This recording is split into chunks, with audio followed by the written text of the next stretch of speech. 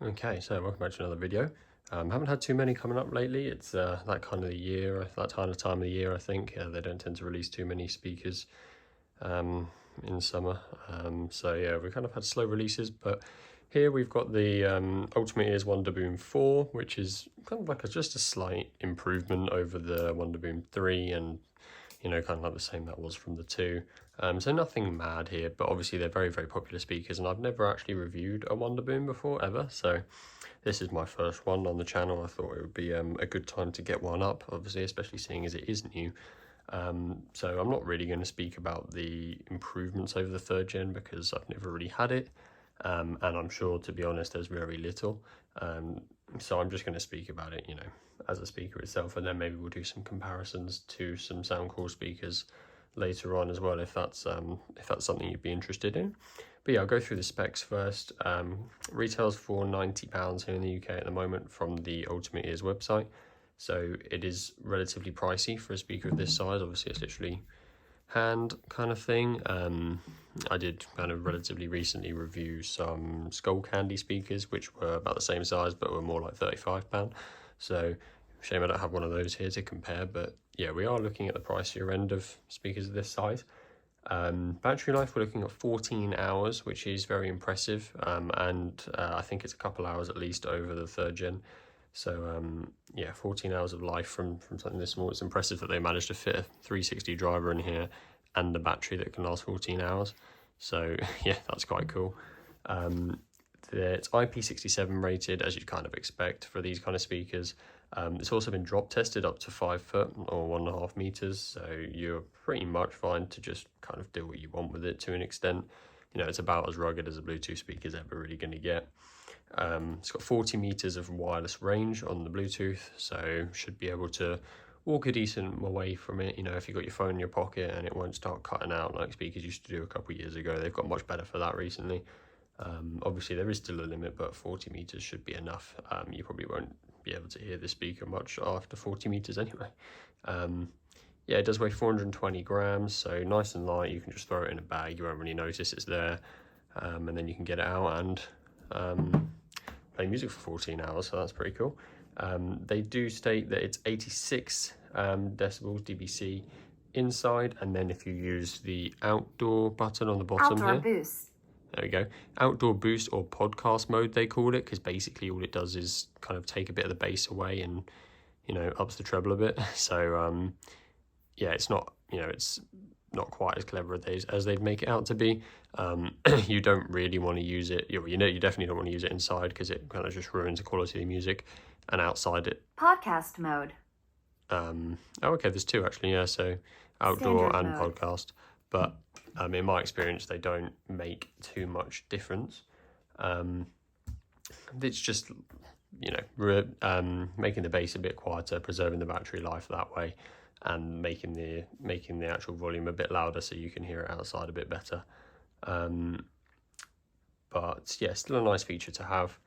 We've got 2 40mm active drivers and 2 46 by 65mm passive radiators, so quite an impressive amount of little kit to put in here. Obviously it does play 360 degree sound as well, and one of the best I've heard actually. Normally, even with any 360 speaker, you kind of get a bit of a kind of dead spot around here, around the back, but it's more like 300 degrees, but this one does sound pretty much 360, which is quite impressive, so that's very nice. But yeah, we'll give it a little sound test. I'll spin it around in there as well so you can kind of get a taste for the 360 sound. And we'll test out the 86 decibels, and I'll kind of change between the indoor and outdoor mode as well. We'll speak about it afterwards.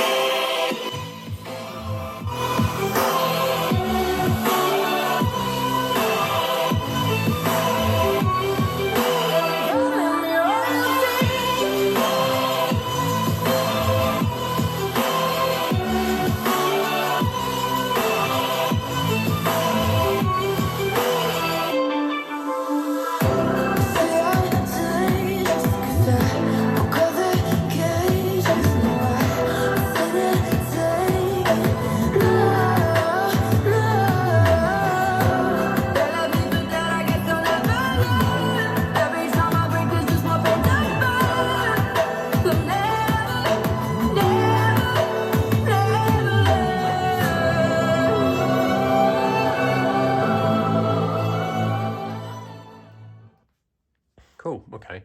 So yeah, obviously we're measuring here in dBA. They quoted in dBc, so the numbers are slightly different. But yeah, it's impressively loud for a speaker of its size. We're kind of staying. This is only 80% volume as well, and we're staying at around 90 decibels quite a lot of the time, which is yeah, very very impressive. Sound is really nice. If you do put it in outdoor podcast mode, as I did there for a second, it sounds quite tinny. So yeah, I don't think you should really ever really do that with music, to be honest. It makes much more sense for podcasts, and kind of YouTube videos, audio, audiobooks, that kind of stuff. But yeah, in its normal mode, bass is impressively strong for something of its size. And yeah, volume's really nice. It doesn't seem to distort ever. Obviously, ultimately is as well, yeah, they're past distortion at high volumes, so that shouldn't even have to be mentioned. But yeah, it is a really, really clean speaker, nice design. Everything works as it should. Well tested for waterproof and drop resistance, everything like that. Loud, bass is good. If you can get over the fact that it probably is slightly more on the expensive side, then it is a great little speaker.